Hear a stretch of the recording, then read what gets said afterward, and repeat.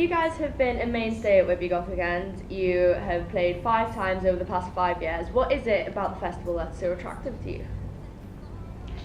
Do you want to answer? Well, I think it's just pretty simple, really. We just always have so much fun when we play here, don't we? The crowds are always wonderful, and it's not a festival like it. The organisers, Joe, they treat us so well. Yeah, they really do. And it's just such an enthusiastic crowd. I mean, they just love live music in such a special way, I think. And they're also, so devoted to this festival. When we get off stage, it's actually really fun as well. Like just hanging out with everybody and just spending the rest of the week in here. So much time just talking to everybody, as many people as we can before our voices run out, basically. Yeah. Can you give any background on how you guys came to form a band together? We did quite a lot of like pub gigs and stuff for money, like doing covers and things, and I guess we just it's not the straightest of lines, really, is it? Like we started writing together like 10 years ago, but we weren't a band, and then we had session musicians that came and went.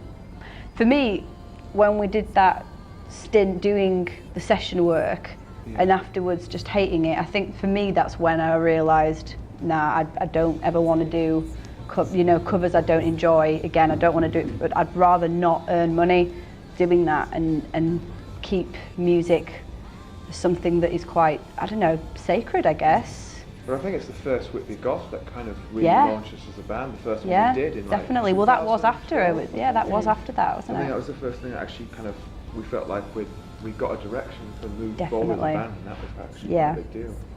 Yeah, absolutely. You guys, you wrote a song for the Sophie Lancaster Foundation. How important is it for you as a band to use music to raise awareness of issues like bullying? And is it something you thought you'd ever really be doing when you came together as Bad Pollyanna? Well, I guess, absolutely yes is the short answer. The way I feel now, I think it's more important to me than just about anything else in my life, actually, to use music to bring people together and help them to deal with whatever they're feeling. And that's not just bullying, bullying, dealing with your demons, I guess. And when people come up to us and say, that song helped me through this, or that song was our wedding song, or that song I played it at my wife's funeral, and etc. And this has all been said to us. That is amazing. The fact that something that we've written has resonated that deeply with another person. That's all any artist really wants to do. Is have their stuff resonate with other people. You don't go into writing a song like, I'm gonna tackle racism today. You don't really do that. You just write what feels kind of like something that you're connecting with at that time, and then hopefully it resonates with other people. You don't really know that it's going to have what effect things are going to have on people that listen to it. In fact, some people might have listened to our music and have a completely different idea about what the song means. But that's fantastic, because then that song belongs to them in a very special way. Yeah.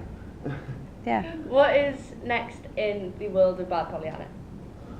Oh, we took a bit of a break. We finished the last tour only in September, and then we just took stock of things, because we've been working in one direction for so long that we sort of needed to take a break. We've just been doing a few gigs. Whitby Goth was fantastic because I think it really focused us again. We decided we were really pushed to put on a real show, and I think it sort of helped us to see that people do actually still want to see us and see maybe new music coming out. And we've been doing a little bit of writing, and hopefully we might have something at the end of the year. But we're just keeping everything quiet until we're ready to show people what we've come up with. But also we're getting into I'm getting into our own self-production now. And that's exciting. Doing things in our own pace and things, which just means there's a whole new level of creativity from every aspect of songwriting to creating a CD and everything. Yeah. Well, personally, I mean, I think you're generally involved in anything I do creatively anyway.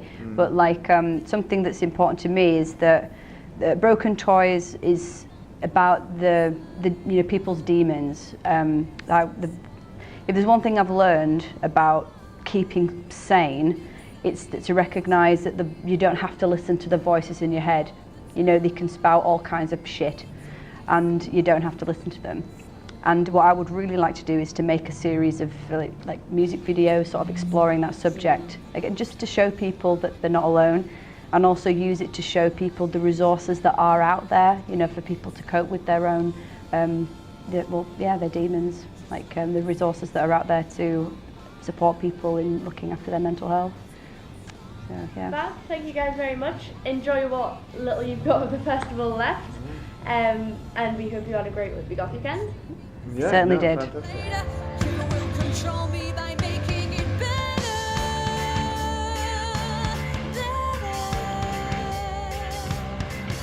You give it to me.